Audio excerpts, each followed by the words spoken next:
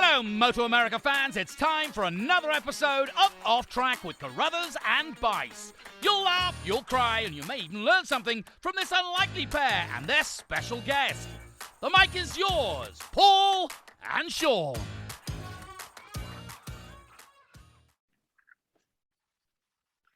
Hello, everybody. This is Paul Carruthers from MotoAmerica, and this is our weekly podcast, Off Track with Carruthers and Bice. I'm joined, as always, by Sean Bice, who's my counterpart out in Ohio. The two of us are madly getting all our ducks in a row as we prepare to leave for Daytona next week, which I find hard to believe that it's here. It seemed like it took forever to get here, and then all of a sudden it's here. Sean, you all ready? Or you? I get nervous for this one. I don't know why. I guess because it's the first one, but even more so because it's Daytona. Yeah, I mean, 1 week, baby. I can't believe it. It's going to happen. And, you know, obviously the season starts earlier for us this year, earlier than it ever has. And yeah, I mean, I know you've been to a million Daytonas. I've been to a few, but it's been a little while since either of us have gone. I guess we haven't been there since 14. So it's going to be interesting to get back down there. And, you know, obviously it's iconic. Certain things aren't going to change about it, but you know, there's some interesting things going on with what we've got going there. I mean, to see baggers up on the banks and you know, the 200 is going to be an interesting mix of some motorcycles. So we're definitely having a different Daytona event this year but they've been different before. I mean, obviously we've seen a lot of changes over the years, from the beach to, you know, super bikes to two strokes to super bikes, to, you know, 1,000cc bikes to now 600 based ones for the big 200. But it's still iconic. It's still that track and that place, and it's a rite of spring for us, I guess. So really looking forward to it. Yeah, it's funny. This morning I was thinking about it, and you know, there was a few years when my dad actually ran the factory Yamaha team from our garage in San Diego. Yeah. And I just remember, like, it's kind of a similar feeling. And I'm sure the other teams and race teams are like this till this day. It's like, you know, the last minute you possibly can, you're still working on stuff and throwing it in the van or the truck and then doing the drive to Daytona. And I just remember, like, our house was sort of like, basically if you were a motorcycle racer and you were from Australia, you ended up at our house. You know, my dad and mom opened their arms to motorcycle racers from Australia. So like Greg Hansford and Warren Willing and those guys would come to our house and work on their bikes. And then actually I remember one time it was, you know, we had like 2 or 3 vehicles and we were just going cross country driving from San Diego to Daytona with the bikes in the back and this whole contingent of mostly Australians. And I think I was probably 15, 16 years old. I was probably 14 or 15, but it was just a lot of fun. And Daytona has always been one of those places where, you know, not only is it the start of the season, but it always has this, like when I drive through the tunnel there, you kind of get, you know, the hair on the back of your neck stands up and it's just like, oh my God, it's Daytona. You know, it's just got that completely different feel than anything else. So I'm looking forward to it. And, you know, it's a bit of a scramble at this point because it always is. I don't care how long you have to get ready for an event. There's a lot of it that just still ends up coming down to the last minute. But I'm going to bring on our guest today, Brandon Paasch, who the timing is perfect because as most of you would know, he's the defending Daytona 200 champion. So it's nice to talk to him, obviously, on the week prior to us getting rolling down there at Daytona. Brandon was most recently in the British Superbike Series in the Supersport class, and he had a couple of podium finishes and ended up 8th in the championship. He was 3rd in the 2020 MotoAmerica Supersport Championship, and we remember him, Sean, I know you do as well, but way back in 2015 when he was just a little skinny kid. Now he's a tall, skinny kid, but he was a little skinny kid, and he came, I don't remember, it seems like it might have been Utah or something, but he shows up and gets on the podium. And right away when we were in the press conference, I could tell he was a little bit of a smart ass and I kind of liked it. And he was funny. And most kids that age don't have that kind of star power, but he already had it. And now he's just a bigger smart ass. And anyway, Brandon, how are you today? Oh, I'm doing swell. How are you guys? Swell is a good word for what I'm not right now, but I'm working on being swell. Right on. Tell us where you are. Well, I'm currently sitting here in Palm Springs, just waiting for a flight back home to New Jersey. I just got done this past weekend testing with Altus for the first time, and then I had a couple days here just chilling out in sunny California, getting some mileage in on the pedal bike, and now I'm back to Antarctica. Now I saw on Strava you went on a pedal bike and you got a flat which reminded me of me a lot because you got a flat but didn't have any way of fixing it. Yeah. Did you walk the 6 miles or did you get somebody come find you or what? No, I was lucky enough to have my buddy Rob Silva pick me up because I was only right down the street from his house. Yeah, I forgot. Like, so when I travel, I fly with my bike and stuff most of the time. You're not allowed to fly with the CO2 with the air, so I forgot, and which is actually pretty lucky that I flatted where I did. But yeah, I went to go get the CO2 out, and there was none. So I was stuck on the side of the road for a little while. Yeah, that's not a good feeling. So we've got so you're headed back home, and then I guess later in the week head down to Daytona. Yeah, so I fly home today. I have like a day or two to kind of get all my stuff ready, and then I'm actually going to test the Daytona bike. So it's a pretty busy schedule that I've got going on here the past couple weeks and the next few weeks. So just jamming everything in has been kind of crazy with like testing with Altus, and now going to test this and doing some other stuff before the Altus test. And after Daytona, we go straight to testing with Altus, and then we go straight to Coda. So it's a lot of back-to-back stuff. So, all right, well, but it's good. Let's talk real quick about the first test with Altus. You know, we've watched you for many years sort of, you know, wedge yourself into a motorcycle and you almost need a shoehorn to fit. Was it nice to finally get on a big bike since you're a big boy? Man, I can't remember the last time that I've actually sat on a bike and not felt like I was cramped and not felt like I didn't belong on the thing. And I got on the Suzuki 1000 and everything just fits so good. And like from the first time I rode it, I was like, oh man, this is so nice to have some power behind it. Like I can actually feel like I'm not too big for what I'm trying to do. And I mean, that's a good feeling too, where like now I don't need to starve myself so much. Like there was years where I was just not eating at all, like no breakfast, no lunch. So now being able to eat and train properly and like life's a lot better. Yeah, I bet it is. I saw the results and some social media stuff from the race at Chuckwalla. It looked like you got third, but you also the two guys who beat you raced there a hell of a lot, and that's Michael Gilbert and David Anthony. So overall, were you pleased with it? I mean, were you just going racing just to get more laps? Yeah, I mean, I'm super pumped with that. That's the first time that I've ever been on the bike. We rode Friday, so we got 4 15-minute practice sessions, which was, we're not changing a damn thing. Just ride the bike and try and feel it out, see what you like, what you don't like, but we're not changing anything. Get through Friday, and then Saturday we were supposed to have a 15-minute qualifier and 2 6-lap race as well. We got the 15-minute qualifier, made a couple changes. Then the whole race schedule got destroyed. We got 1 4-lap race instead of 2 6-lap races. So not a whole lot of laps there on Saturday. And then Sunday, we had like a short practice in the morning, a 6-lap sprint, and then the shootout. So we're really, we're kind of struggling for track time. But no, it was absolutely insane. Like I was super pumped with the lap times that we actually pumped out. And I mean, obviously getting beat by anybody I'm not happy about, but yeah, I mean, it was just a test for me. It wasn't one of them ones where like I'm showing up and I have to win, and if I don't win, it's a problem. Like honestly, it's good to kind of fly under the radar and let everybody think that you're not going to be there. So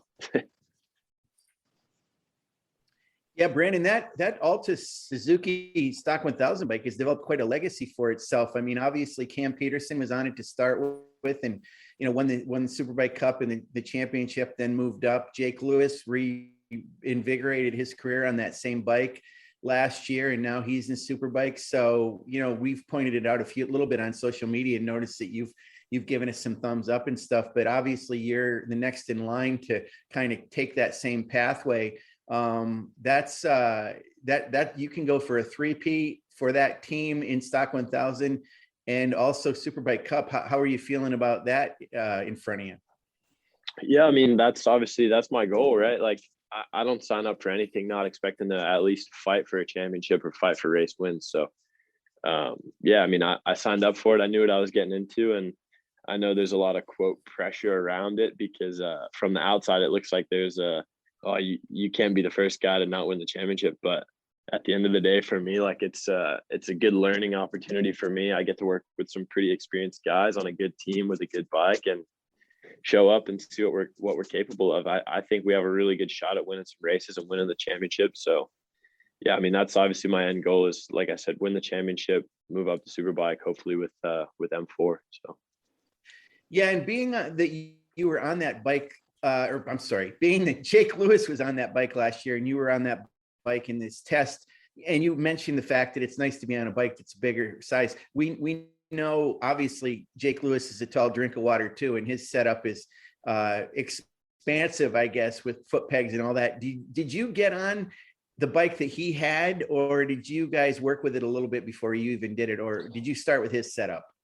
I started with his setup actually, and I mean, he is pretty big, but he rides a little bit goofy in my opinion, like with how like his seating position was. Like I didn't really like how he had like a big bump on the back of the seat and stuff, and I was like, yeah, that's not for me. But yeah, I mean, we started 100% identical to his setup and just kind of worked our way away from it slightly, just because of the style of the track. And Chuckwalla is not really I'd say a superbike track per se. It's more of a fast, like flowy, always on the edge of the tire kind of thing. Not a lot of brake pressure around the track. So, I mean, starting with Jake's setup around there, we weren't using much of the travel on the forks, which I kind of expected. But once we made some changes, like spring rate changes, it was beautiful. So, yeah, I mean, I think we'll probably start with his settings most of the races. Yeah, I was thinking, I mean, it seems like there's a lot of things that make some sense there.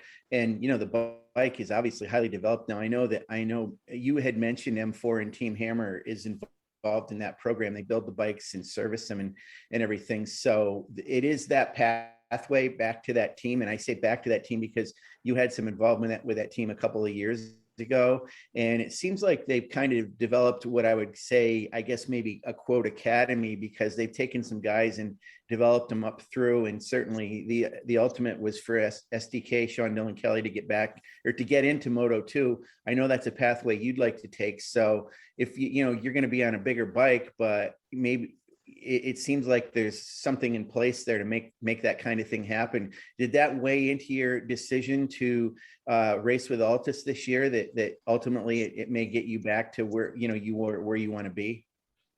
Yeah, I mean, that thought's always going to be in the back of my mind, but at the end of the day, I need to really focus on what's right in front of me and try and maximize the situation that I'm in. So I'm trying to not let my mind wander too far into the future, really, and just stay focused on what we can control right now, which is fighting for the Stock 1000 championship. And that's right in front of me. All the opportunities are there. I have everything I need to get the job done. So now it's just stay focused, get the job done. And if the opportunity presents itself, I'll be ready. So that's kind of my game plan on that.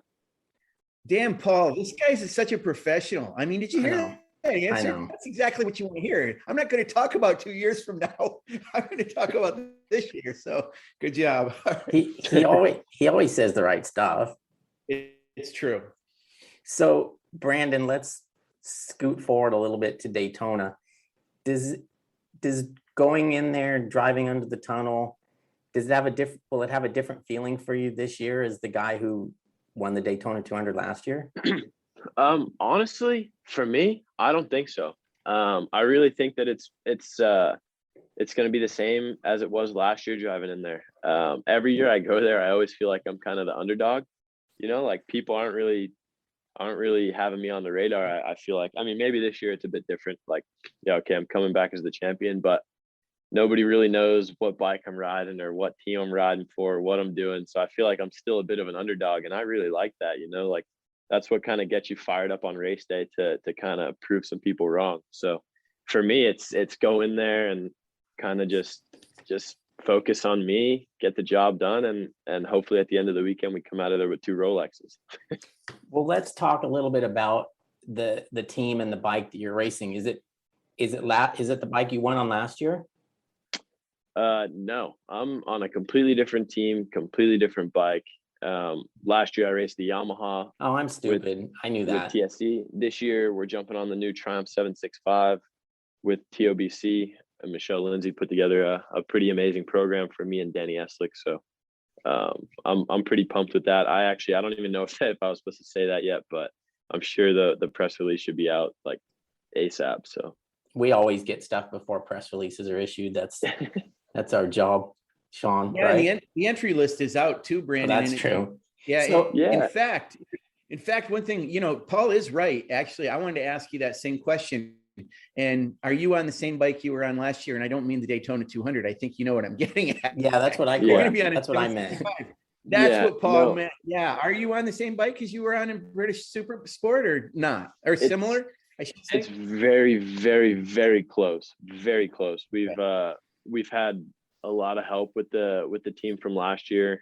The Dynavolt Triumph team, Simon Buckmaster, and my crew chief over there, Simon Bleasdale, they've really been giving us a lot of insight and info towards this build of the Daytona bike, and really trying to help us out, get the build process sped up, and all the little tricks that we wound up finding throughout the season last year, and what we liked and what we didn't like with the bike and stuff like that. So we definitely do have a fair amount of information going into it, but last year was a development year with the bike in the British Championship, and by no means were we 100% perfect by the end of the year. So, every little bit helps, and yeah, I should be getting on the thing and it should feel real familiar. So that's a positive for me. Sean's a little bit more familiar with the entry list than I am because he's been poring over it and finding mistakes and typos and things that he does. Things that he loves to do. It's 2 A's in Paasch, for God's sake. It's not Paasch, it's Paasch. Did they have that wrong?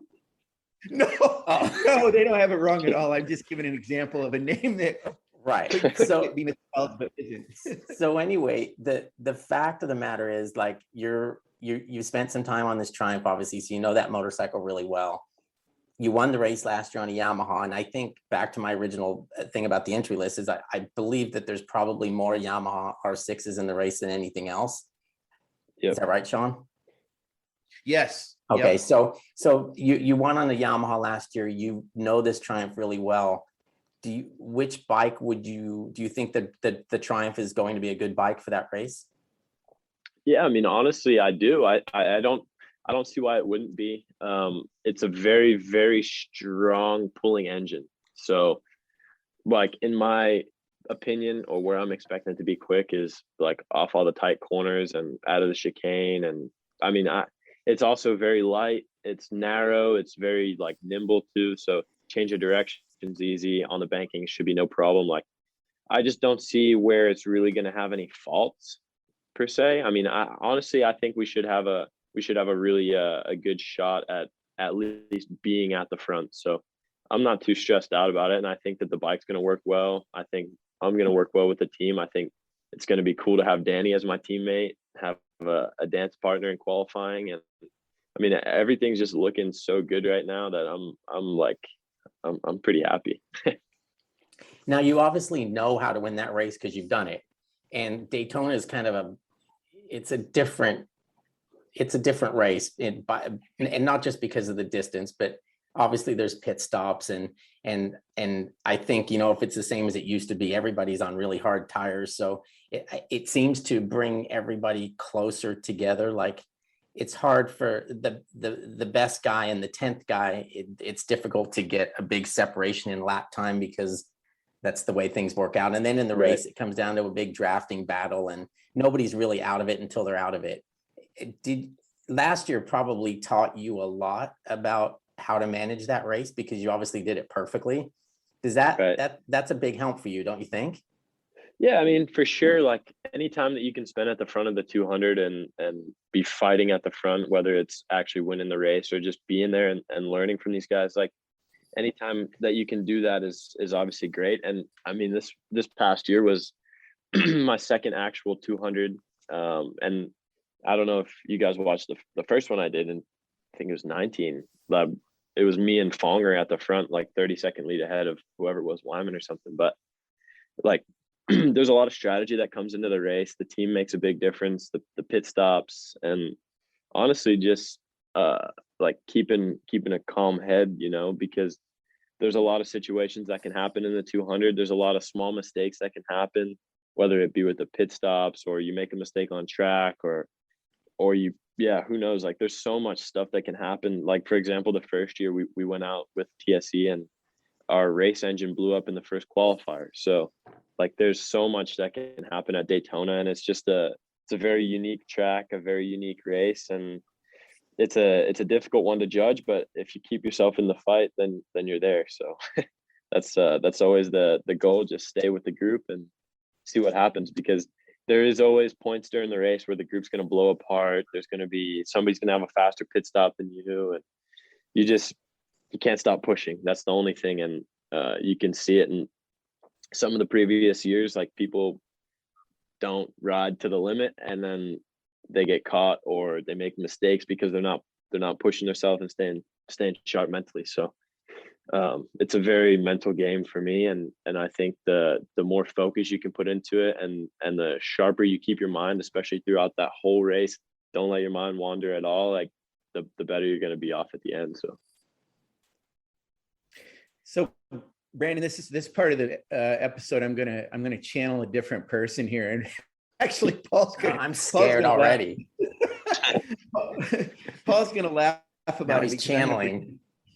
I'm going to channel Matthew Miles, because Paul knows Matthew asks a lot of questions about tires, to the point where he's got to have like quotes from every rider he's ever talked to with extensive information about tires. But I do want to ask you, and I want to point this out to the fans too, that unlike our normal Supersport series, the rounds that we have, and actually our entire MotoAmerica series, where we normally have Dunlop is our spec tire. They're a huge sponsor of us. Well, this Daytona 200 is open to different tires. And it's kind of notable that you, Brandon Paasch, are going to be on Pirellis, which you raced on last year. So you have some familiarity with them. I want to ask you a couple questions about them. And I also noticed that Attack's team is going to be on Pirelli. So Jake Gagne and Cam Peterson will be on Pirellis as well. And Stan Bowley's won a 200 a couple times on Pirelli tires.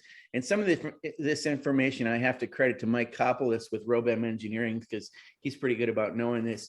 We have heard that the Pirellis are a little bit lighter, and there may be somewhat of an advantage there. I don't know. Could be an advantage for you because you've been on Pirellis before.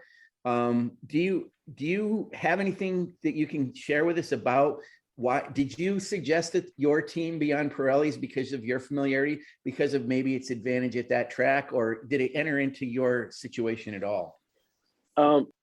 Honestly, for me, it was more of a respect thing out of having a really long-term relationship with Pirelli all through my amateur career, and obviously winning the race with them last year, and just being comfortable on the tires after having a full season on the same tires last season. Like, for me, it was just a kind of a, like, no offense to anybody at Dunlop, but a no-brainer for me, because I have all this experience on the Pirelli tires. I know what the front tires like. I know how the Daytona rear tires are. Like, I know so much about the tires and how the feel is and what to expect, that for me to just change my tires from one Daytona 200 to the next, on top of everything else we're changing, I just think it's too much different stuff to be worried about when we already know how the tires are going to react. I already know personally, like, everything about it. So I just didn't see a reason for me to swap manufacturers when we're already, like, we have all of our data from the British Championships all on Pirelli. So we switch tires now, all that data is irrelevant. So yeah, and my thought. Further to that, Brandon, is it true that some people, and we've talked to Garrett Gerloff about this too, and we've had him on with his switch to Pirellis within World Superbike, is the front tire on the front Pirelli is quite a bit different than a Dunlop front, isn't it? Oh yeah, it's very, very different. And for me, like, I personally enjoy the feel of the Pirelli front tire better than the Dunlop, and that's just, I've got a lot of laps on Pirellis. I've also got a decent amount of laps on Dunlops, I'd say. And the Pirelli for me, it's just super soft and gummy, and you can feel every little thing that it's doing, where like the Dunlop's a more vague feeling.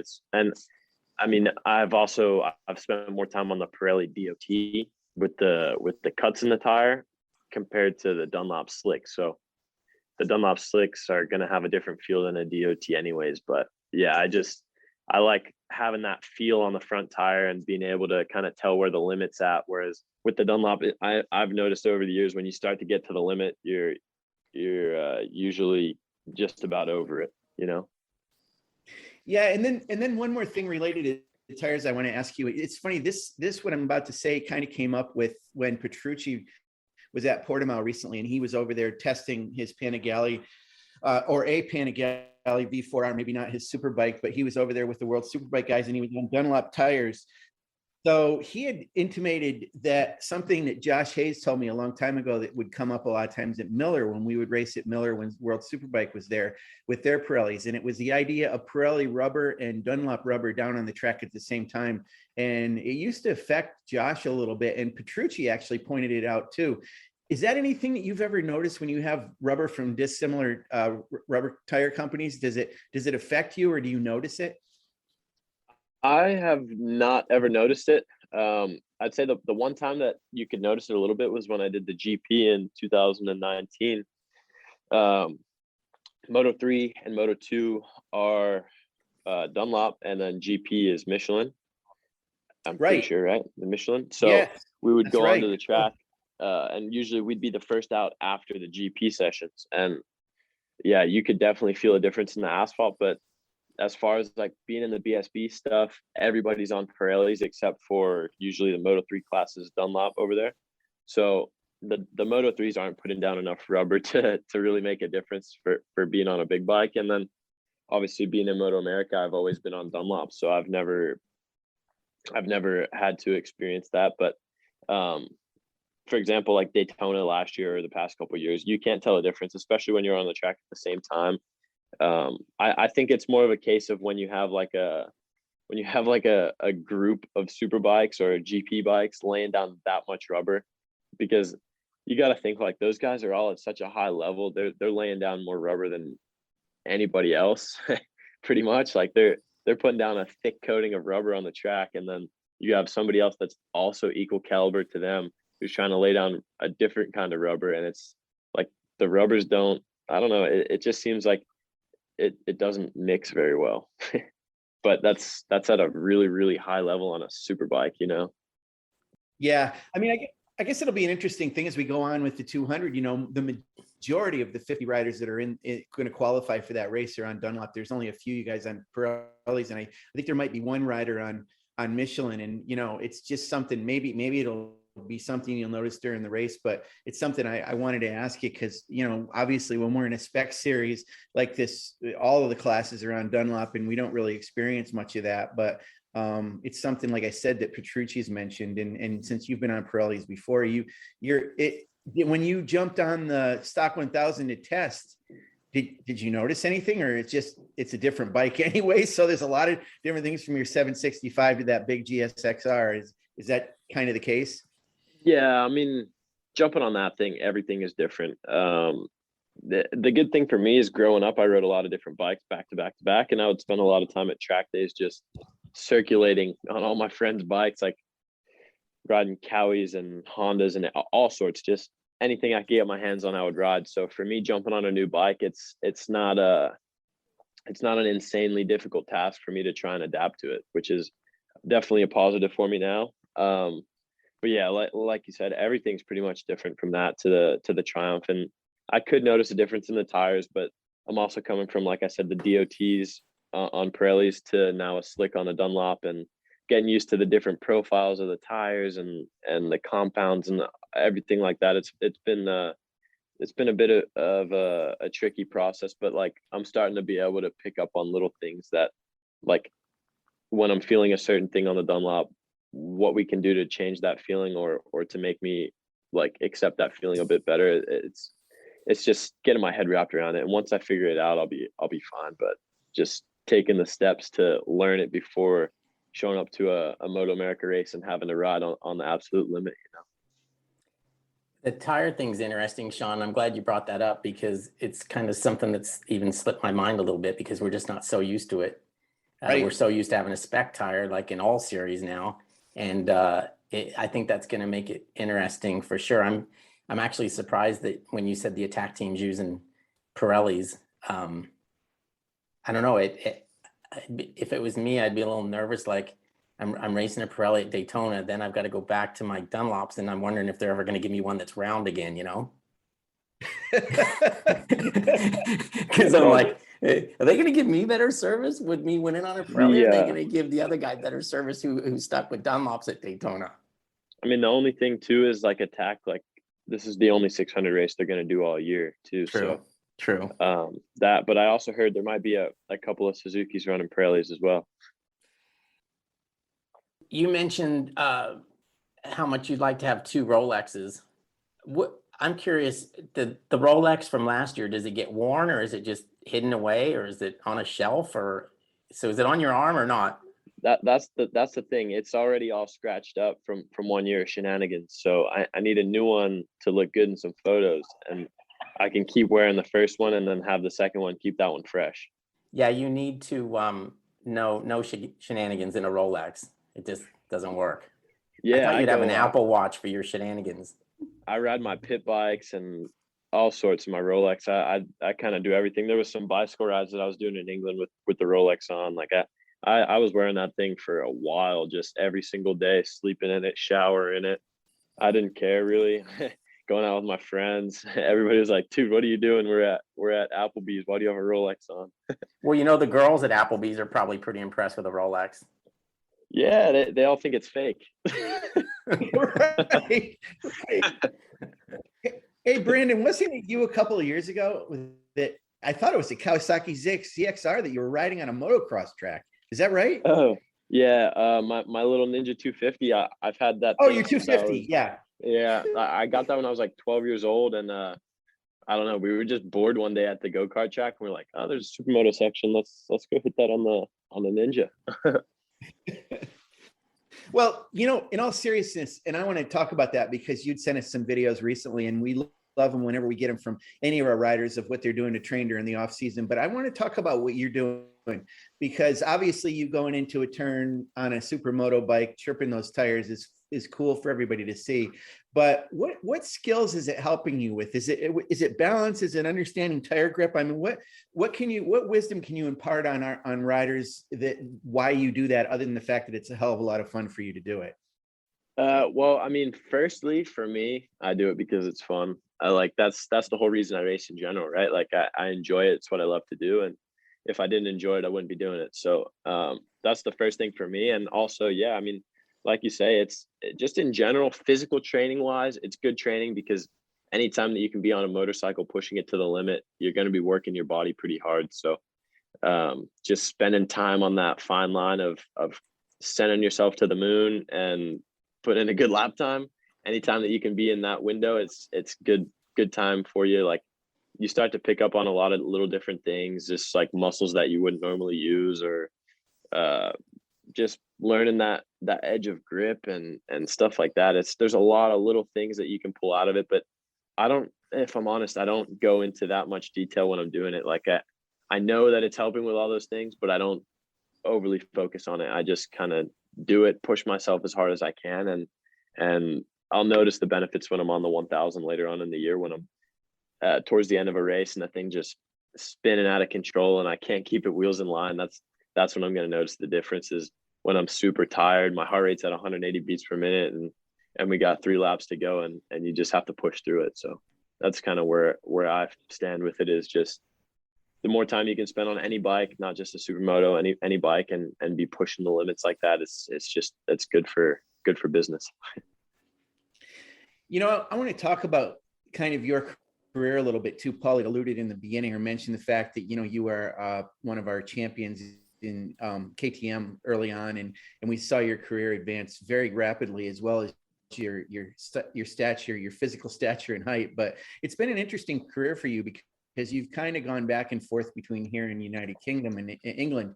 And 2 years ago, it was great when we were in our series, and it was Sean Dillon Kelly and Richie, and you were right there among the top runners in that class all year long. And then at the end of the year, we find out that you were going back over to England, and we wish you well, but lamented the fact that you weren't in our series this past year. Now you're going to be back into it again.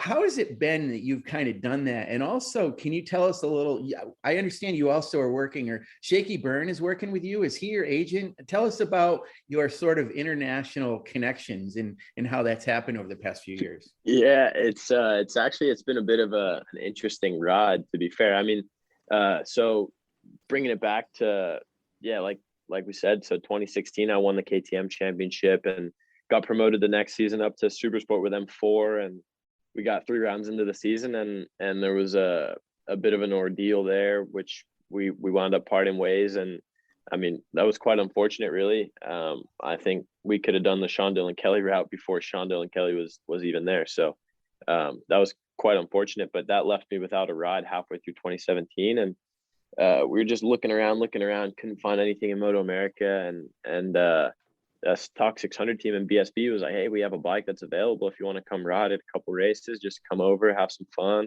see what it's all about, and see if you're interested. And I went over there and kind of got sucked into the whole racing in Europe thing again, and did a couple rounds of Stock 600, met a bunch of teams. And when I was there, I made sure I talked to every single person I could, and just, I don't know, the way I am is just when I'm at the track, whenever there's time, whether it's early in the morning or when the riding's done for the day, I'm out mingling around, and just, I guess everybody says I always come off looking like I'm all happy and just talking to everybody. So I made some connections while I was there, just like I said, just walking around, talking to people, saying hi, and got an opportunity at one of the races in 2017 to ride a Moto3 bike, which was always a goal of mine. And there was a round where Stock 600 didn't go and Moto3 was there, so they were like, yeah, come ride our Moto3. This was the Michael Creswell Mahindra team, who are still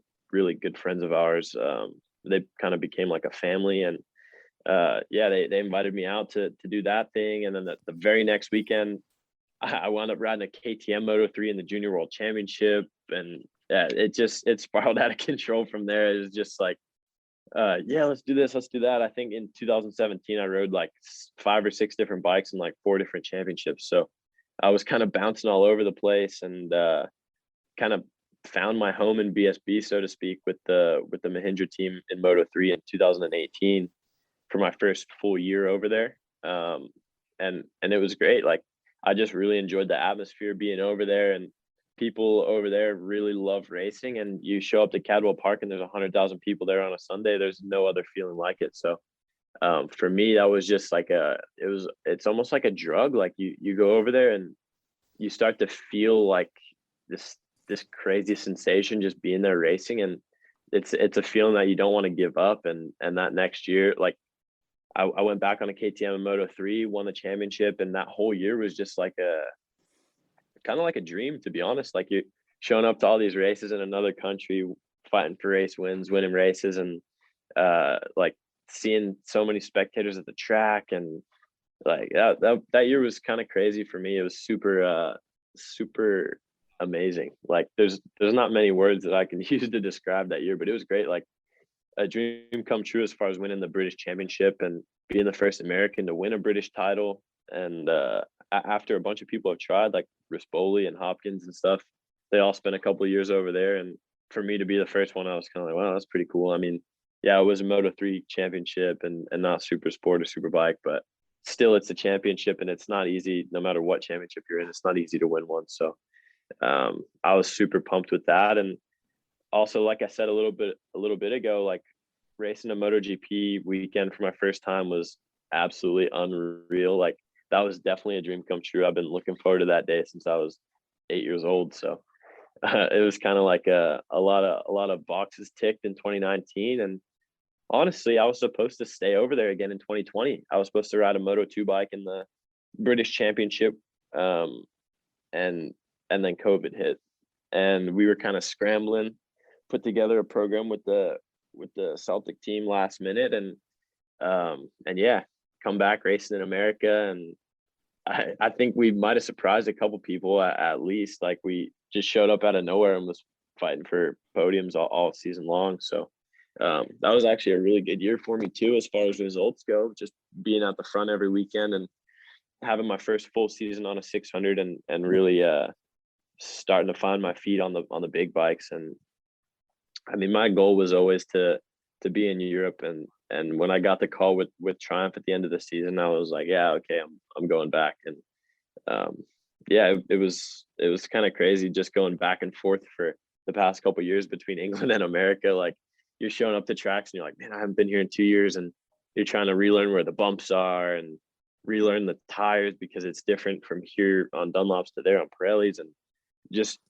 there's so much little things that you're trying to relearn going back and forth. And even just down to like me moving out of my own house after spending a full year with my friends and family, and then just up and leaving everybody again and being by myself for 7-8 months of the year in England. Like, it was kind of a culture shock this past year. And that's funny to say it after I lived there for nearly 3 years, but I don't know, like coming home and spending so much time around your friends and family and people that I haven't seen in years, and then having to just leave again. And like, it was middle of COVID still kind of, so traveling wasn't really an option, and just being kind of isolated because I was living by myself. And yeah, it was a difficult one. And honestly, I was kind of ready to come home at the end of the year. So yeah, I'm stoked to be back in America this year for sure. Well, we're stoked to have you back, and I was going to transition to that by mentioning I've talked to Kevin Rodeo a little bit over the off season, and they've got this deal put together with HSBK and Twins Cup with obviously Gus and Anthony Mazziato, two good friends of yours, and Kevin lamented that you couldn't also be on the team, so it'd be the Three Musketeers again. But I needed to give a shout out to those guys, because having you Jersey boys all back together, and you talk about how you smile through the paddock, I'm sure that's going to add to your smiling in the paddock this year to be around those two guys again, wouldn't you say, Brandon? Yeah, I mean, like, that's kind of like my second family, man. Like, I spend more time around Anthony and Gus and Kevin. Like, Kevin's kind of like a second dad to me, where I'm always down there at their house. They live like an hour away from me. I'm always there and riding with Gus on dirt bikes. And I've been taking that kid to the supermoto track since he was like 12 years old. So just, yeah, seeing him progress, and obviously seeing Maz back racing it's exciting for me, because it's we're like a traveling family now, you know, like we're all going to the races. It's great to have people at the track that when I'm having a bad weekend, I can go hang out with them guys and talk to them and not feel like I'm alone, you know, where BSB, if I'm having a bad weekend, I didn't even have anywhere to go. I was sitting in the garage in the back of the team truck, just pissed off, nobody to talk to, and not having a good time, usually in the pouring rain. So so now at least, like, I have some people I can go talk to and kind of get your mind off things if it's not going right, and vice versa, like for them to have me there and help them as much as I can, and also when we're having good weekends, we can share that experience with each other as well. So it's a good situation for us. And New Jersey's coming in strong this year. We got Gus going for the Junior Cup and Twins Cup championships, Maz going for the Twins Cup championship, and then me coming for the Stock 1000 title. So we're taking over this year. That's great. All right, Brandon. Well, we're very happy that you're back, and we're going to let you go here so you can make sure you make your flight. I don't want to be responsible for your first missed flight of the year, but yeah. Good luck in Daytona, and we'll obviously see you down there, and then it'll be fun having you here for the rest of the season. So we're happy about that. Sweet. Thanks, guys. Thanks for having me on. And yeah, hopefully we can jump back on another podcast here at some point with some results. There you go. We'll talk to you soon, Brandon. Absolutely. Sweet. Thank you, guys. Yeah. Thanks. Have a good